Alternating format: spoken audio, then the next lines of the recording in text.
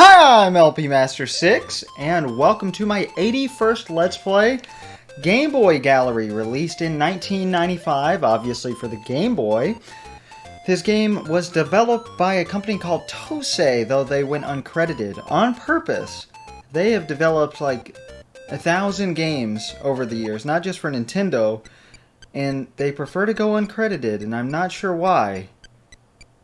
But anyway, this is a compilation of Game & Watch games, specifically very early Game & Watch games. On display here is a remake of Ball, the very first Game & Watch game, and probably my favorite, as rudimentary as it is. The Game & Watch was a system that I really wanted to play on the channel in the very early days, but I couldn't find a satisfying way to do it. I could probably do it now, but we'll get around to that one day, and I thought this just might be enough. And my first Let's Play would have been Ball.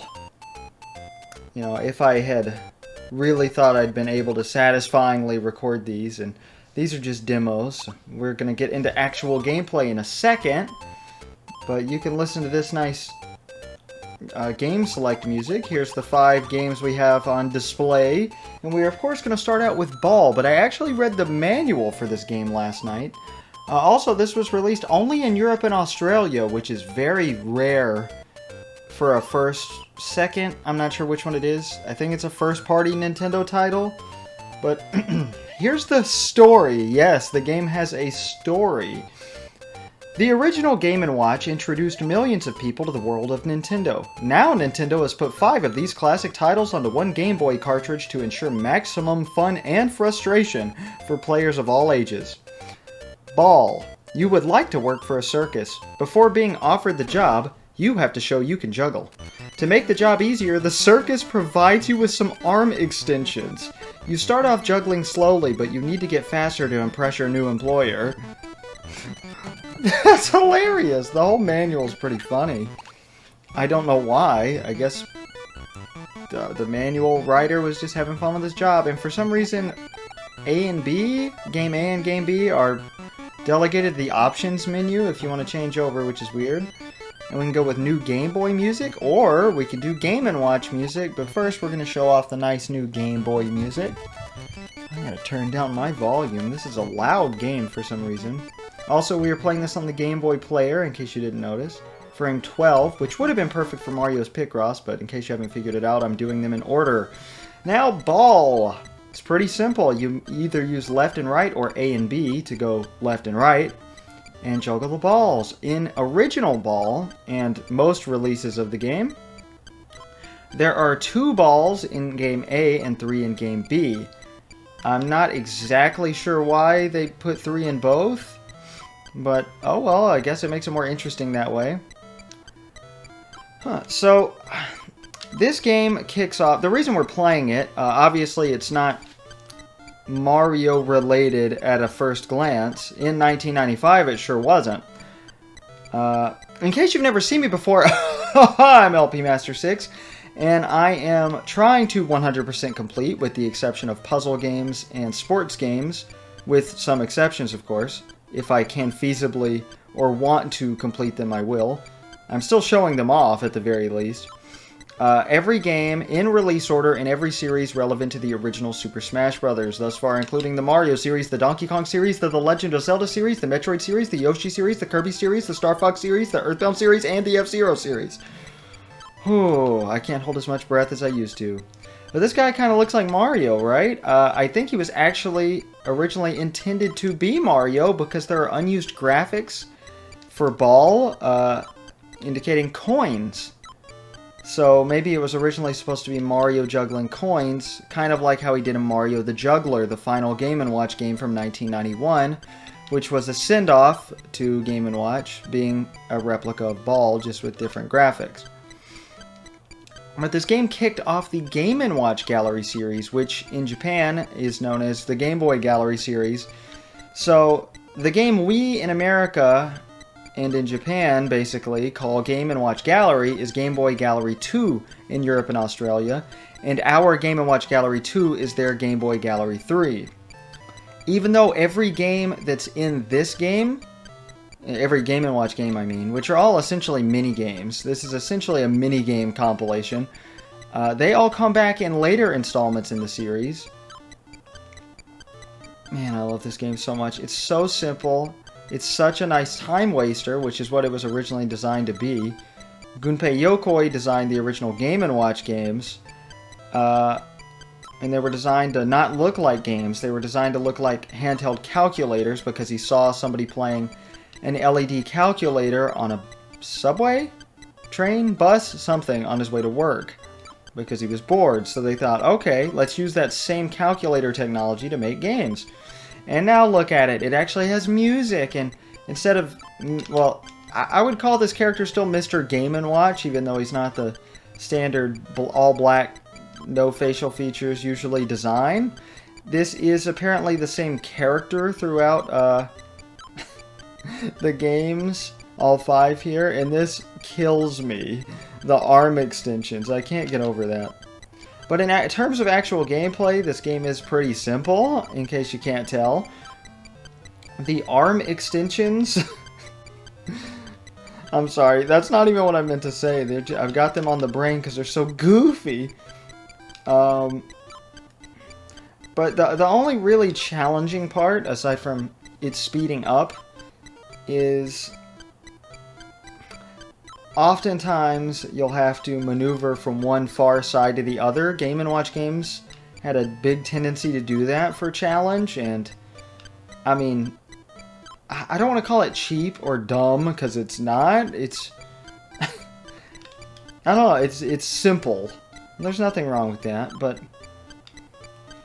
I love the idea of putting a story behind the original Game & Watch games because they just make no goddamn sense.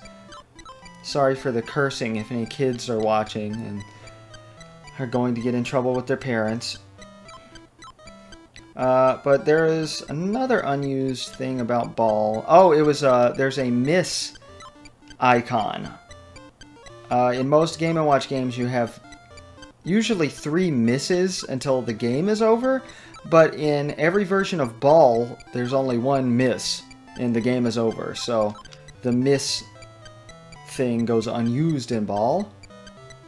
And there is actually a threshold that I will try to hit for all 5 games, at least in Game A. I'm going to show off Game B because they are all different, and this game is pretty short. I do want to get the fullest fun and frustration, the maximum fun and frustration for all ages. And not to brag, but I am pretty good at Ball. You can use left and right to move, or A and B. So you can easily play the game one-handed, which I greatly appreciate. And I am suddenly feeling very dehydrated. I need to drink up my Great Value water. Oh wait, no, I'm sorry. It's Aquafina water right now. See, that's what I'm talking about with the challenge there. A very rapid press of the buttons to get both. You can always just go back and forth, which is easier to do with left and right, as you can hear, than it is with A and B. But I tend to prefer playing this with... Actually, this isn't bad with the GameCube controller's control pad, because it's so rudimentary. Because nothing else is good with the GameCube's control pad. I'm not sure what the threshold is. It's in the manual. I won't ruin what that is yet. But I guess I already described enough about Tosei, huh? But that's so weird. They've been developing games for Nintendo since the NES. And they prefer to work in the shadows and be uncredited. Which... I mean, a lot of companies used to do that for some reason. I don't know why they wouldn't want the notoriety, but I mean, just HAL Laboratories back in the very early days went uncredited on a lot of Nintendo stuff. Intelligent Systems especially did that. And they really got screwed. I'd like to imagine that every company got screwed by old Yamauchi's regime. As I found out not too long ago, and this is appropriate to talk about now because this is a Europe-only game, well, and Australia. But Nintendo had to pay giant fines for unfair business practices from the European Trade Commission. Or I don't think it's called that, but that's basically what it is. Oh, and every 100 points, it slows down. That goes for like 99% of Game & Watch games. I find this so interesting because gaming evolved into like bigger, longer games. So it's not just minigame stuff anymore like it was in arcades, and especially here. These are just rudimentary, nice little minigames. And also I love the graphics of the ball landing in your hand, the physics there. It's just a nice touch. But like these kind of disappeared, and now this has become just a minigame collection rather than a full game. But I find it interesting because in this day and age, mobile games are huge in the market. Like, I look at a game like this and I think, well, who has time to sit down and just play all these minigames for so long? But then you look at the same people playing, like even my parents, my dad who's like, oh, those tablets and video games are rotting people's brains, and then he spends hours a day playing the most useless, cheap mobile games on his tablet. So these types of things would go over well. Also, this is the only game in the series not to be released on 3DS Virtual Console. So it isn't March 2023 yet, so the 3DS eShop is still, like, you can still purchase stuff in it. Also, I just noticed the moon's weird eyebrows. I love it. Most people have been juggling for quite some time. Oh my god. Okay, I have to pause and drink up. I'm sorry, folks. But, oh, yeah, you can still buy them. That's what I was going to say. So go do that. I recommend it. All 5 games, including this one, are pretty fantastic. Sorry, I was checking my notes there, because I do that now. I keep notes. Because I always forget neat little tidbits, and I have to decide, do I want to put a paragraph in the video while I'm editing? Or do I just want to not say it? I know anybody can find this information anywhere on anybody else's videos, because ever since Chugga Conroy, everybody's obsessed with giving out information. You know, in their videos, instead of just playing the game, which, personally, that's the way I like it. But for a game like this, it's perfect, because nobody ever does this game. So, neat facts here are not in abundance. So I got as many as I could. This is... There's not too much to it. There's no completion criteria. There's no save battery in the cartridge. So a high score will reset once the game is turned off and back on. Well, actually, when the game is turned off. Not turned off and back on. But... So don't be trying to... you know, rack up the best high score to show your friends later, because it won't happen. You won't be able to show them. Oh, well, okay, with save states nowadays you can. I don't know, I like to play Game Boy games, and pretty much any Nintendo game as authentically as possible. See, look, he's got overalls, a mustache, and a hat. This guy was totally going to be Mario, and I find that weird because all the other Game & Watch games, the reason we're playing it as part of the Mario series here, this game, is because the rest of the Game & Watch Gallery series uses Mario characters. They all star Mario. So I don't know if they just decided not to use Mario and to use generic characters to keep the spirit of the original Game & Watch games, or if Nintendo said, nah, don't use Mario, and then went back on that later. I don't know.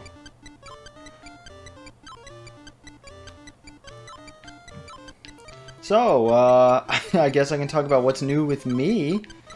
Now, let's see. I just got off Kirby's Dream Land 2. Today is June 7th, so Kirby's Dream Land 2 started a few days ago, uploading-wise. And this will probably be a one-sitting game. I have to leave today at 11:14, and it's just after 8. We are going pedal boating at a state... Well, actually, no, it's not a state park. It's a few hours away. Shelby Farms in Memphis. We've been going to Memphis a lot lately. And don't try to find out where I live. It's quite far from Memphis. Which is why it's so rare for us to go there so often. But, you know, she wanted to do this. My wife wanted to do this in June, so that's what we're doing. the timing is a little stressful because in the last like 36 hours. Okay, so Morris, our orange cat, we have 13 cats for those who don't know. So my son Morris has been having bladder problems for several months on and off, and he stopped eating, and we thought maybe he had food poisoning, so we didn't think anything of it because last time Albert had food poisoning. Last time a cat was sick, and he just threw up a few times, didn't eat for like 4 days. We were really concerned. The vet didn't really know what to do because she couldn't find anything wrong with him, and he just threw up a few times and went back to being normal and healthy and eating. So we thought the same thing was going to happen with Morris. We thought he just drank a matcha latte. But no, eventually he stopped peeing and his penis crusted over from him licking it so much. And yeah, we had to take him to the emergency vet, which is really expensive. And I've talked about this several times on the channel, but I just bought a new car and went into debt. I had to borrow $700 for part of the down payment from my friend Grant. And the emergency vet needed money up front. And they needed $1,200. So I gave them $500, had to borrow $700 more from Grant. And we were terrified. I was so scared the whole ride there at midnight. We were about to go to bed when we noticed Morris's problem. Because we were just going to take him to the vet in the morning. Because the vet was out of town over the weekend. She wouldn't have been open. It was Sunday. Yeah, today's Tuesday.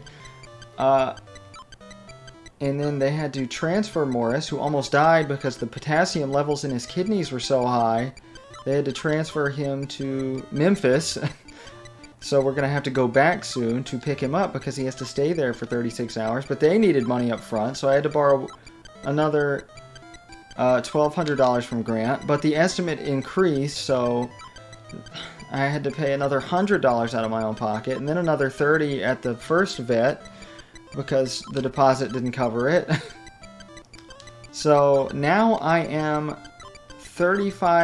$3,500 in debt to Grant, and we've got enough to survive on and still be middle-class people, because I never really spend extra money. The only extra money I've spent all year, really, that wasn't necessary, like to not make my wife miserable in our marriage, or to buy, you know, like I have to buy like my dad a Father's Day present, for example.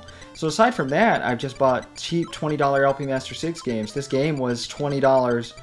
So after tax, it was like 21 something, 22 something, because shipping was free. So again, nice and cheap on eBay. You'll have to dig to find it.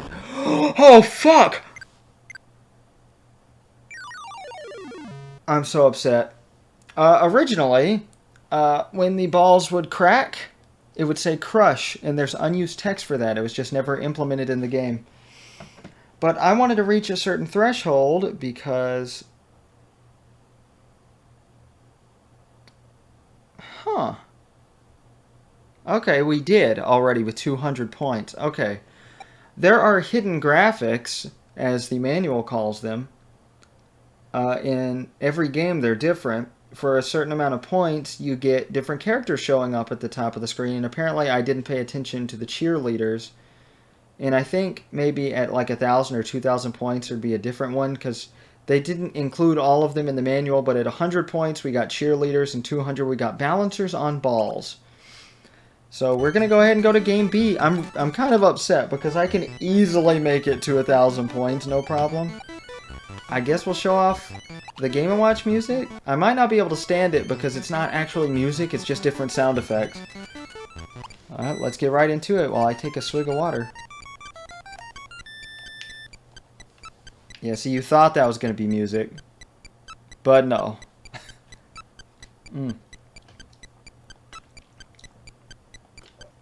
Enjoy the ball ASMR while I drink my water.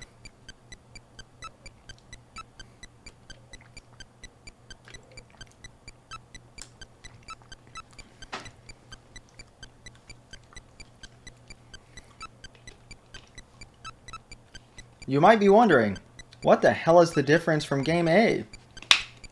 Well, game B starts out at 300 point speed.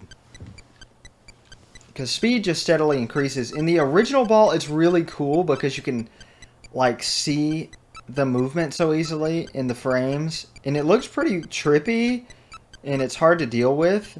Of course, technical limitations made that difficult, but man, once you get to 1,000 points in game B, those balls are flying across the screen. And it's really fun. I know I'm not going to get great scores today because I'm commentating and, you know, the Let's Play curse and all that, but I think I'm going to do perfectly okay. And plus, this series is going to require minimal editing because I plan on talking the whole time. Unless I really do horribly and I really want to reach a certain threshold. So the only game I'm really worried about is Flagman, maybe Cement Factory, which I haven't mentioned yet, was originally Mario's Cement Factory, which is another reason I think it's weird that they like cut Mario out of the whole game entirely, because this is the only time the game has ever been released as Cement Factory and not Mario's Cement Factory. It's always been a game with Mario in it. I don't know. And this is the only game in the Game & Watch / Game Boy Gallery series that doesn't allow for recreations of the original graphics. In later games there are distinct, like you can play the modern version and the classic version in most cases, sometimes just a modern version or a classic version, but that's how it is for most titles in the series. This game is very minimalistic and unique. Sometimes it is included with the subtitle 5 games in 1, because that's what it says on the packaging and the cartridge and all the artwork. Oh, man, I wish I had this as a kid. I only had Game & Watch Gallery 4, known as Game Boy Gallery 4 for you European viewers and Australian viewers. I'm sorry, I said Game Boy Gallery 4. I meant Game Boy Gallery Advance. I had that one as a kid. I don't remember why. I guess I just saw Mario on the cover, or my mom found it used and I saw Mario and wanted it. But she didn't buy too many used Game Boy Advance games. All my original Game Boy and Game Boy Color games were used. She bought all those on eBay. She was a very crafty buyer. She was one of the probably earliest people to ever use eBay, because my dad found it and bought her some Pink Panther stuff, and she has one of the best Pink Panther memorabilia collections in the world, I presume. It has achieved limited internet notoriety from the 90s. If you Google my mom's name, you'll find it, but I'm not telling you my mother's name.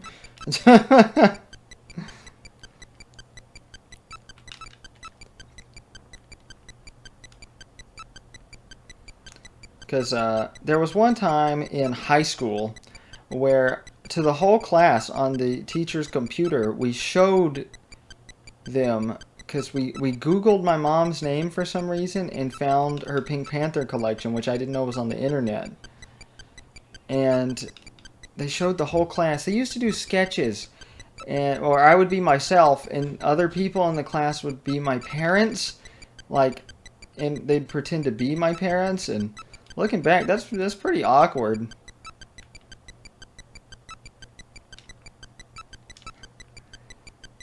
Oh, but that brings back memories. Mostly good. Some pretty bad. It's a very toxic environment. But yeah, I'm a little stressed because of the, Morris is doing better. Forgot to mention that. He just had to stay in a hospital for about 36 hours or more. They said 2 or 3 nights. And he's only spent 1 night. And the more he stays, the more the bill goes up. And I'm worried they're going to make us pay that whenever we go pick him up. And, I don't have the money. We're already on borrowed money. So I'm pretty stressed about that, but Grant really doesn't care. So, great guy. Great friend. I was supposed to hang out with him last night, though, and he bailed on me. We had been planning it, and it was one of the 2 days this entire month that our schedules matched up. And he said he'd rather watch anime with his brother and sister. And I can just hope that, He just didn't want to hang out with me because he'd rather watch anime with his siblings. And I hope it's not because he's mad about the money. I don't know. He's one of those guys, like most men that I deal with, honestly. Not trying to be sexist, because personally I am a great messenger, but most men do not text well. On the phone, sure, great. In person, fantastic, but they just will not hold a conversation. I think that's just a thing for most of my friends, not men in general. But that's just how it is in my life personally. Alright, we started out with the balancers on balls, right? I don't remember seeing the cheerleaders. I'm going to feel dumb in editing, probably.